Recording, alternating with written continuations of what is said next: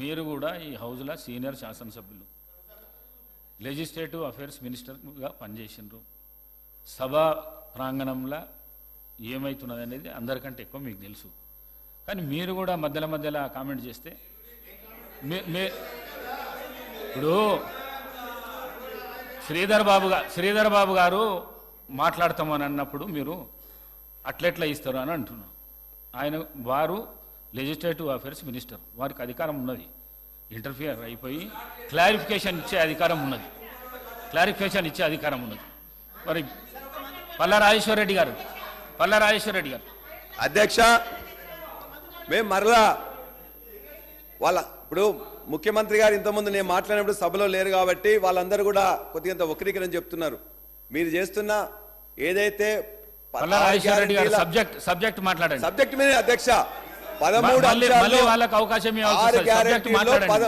6 గ్యారంటీల్లో 13 అంశాల్లో ఉన్న మహిళల బస్సు పథకం ఏదైతుందో దాన్ని మేము ఆహ్వానిస్తున్నాం. దానికి కావాల్సిన బస్సులు పెంచాలని చేస్తున్నాం. వాళ్ళందరూ కూడా మంచిగా బ్రహ్మాండంగా ఈజీగా పోయేటట్టు చూడాలని చూస్తున్నాం. ఏదైతే ఆర్టీసీ గవర్నమెంట్ ఉద్యోగులుగా మేము చెప్పినామో వాళ్ళందరికీ కూడా వెంటనే వాళ్ళకు ఉద్యోగాలు కూడా గవర్నమెంట్ ఉద్యోగస్తులుగా గుర్తించాలని చెప్పి కూడా కోరుతున్నాం. అదేవిధంగా ఇవాళ 6.5 లక్షల మంది ఆటో డ్రైవర్లు ఇవాళ నష్టపోతున్నారు. కాబట్టి చనిపోయిన 21 మంది డ్రైవర్లకు వాళ్ళ యొక్క కుటుంబాలకు దయచేసి 20 లక్షలు ఎక్స్గ్రేషియా ప్రకటించాలని, వారి యొక్క కుటుంబం జీవనం సాగించడానికి 10,000 రూపాయలు ఇవ్వాలని చెప్పేసి ముఖ్యమంత్రి గారిని కోరుతున్నాం. ప్లీజ్.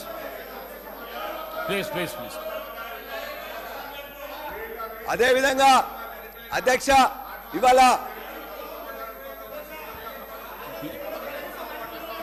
రైతులకు చనిపోయారు అన్నటువంటి తప్ప ఆటో కార్మికులను రెచ్చగొడతా ఉన్నారు.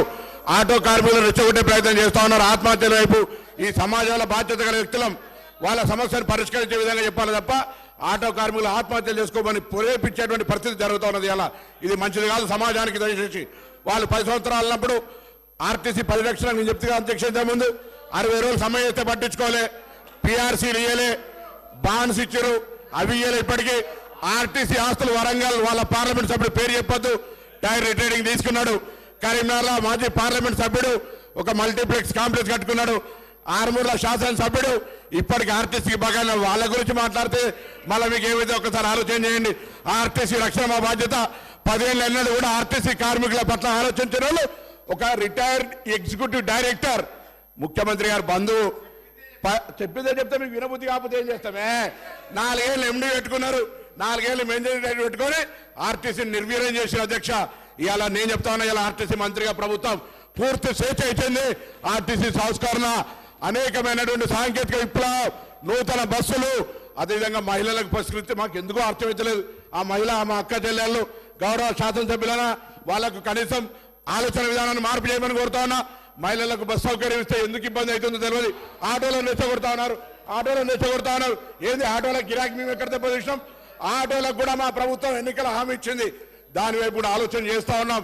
ఆటోలకు న్యాయం చేసే బాధ్యత మాది. దయచేసి లేనిపోని అపవాదు అనవసరమైనటువంటి ఆటో కార్మికులను ప్రేరేపించి అధ్యక్ష వీళ్ళని ఆటోలు ఎక్కిరు అధ్యక్ష. ఆటోలు ఎక్కి బెంచ్ కారు నేను చెప్తే ఫ్యూడలిస్టిక్ మెంటాలిటీ ఉన్న వాళ్ళు ఆటో కార్మికులను అవమానపరుస్తా ఉన్నారు. ఇది మంచిది కాదనేటువంటి మాట మళ్ళొక్కసారి ఆటో కార్మికుల పక్షాన ఒక బీసీ బిడ్డగా అందులో ఉన్నటువంటి వృత్తి చేసుకున్న మైనార్టీ ఎస్సీ ఎస్టీ బీసీలను అవమానపరుస్తా ఉన్నాం. ఇది మంచిది కాదని మాట మనం చేస్తా ఉన్నాం. పల్లా రాజేశ్వర రెడ్డి గారు దయచేసి ఇవ్వాలని చెప్పేసి చూస్తున్నాం.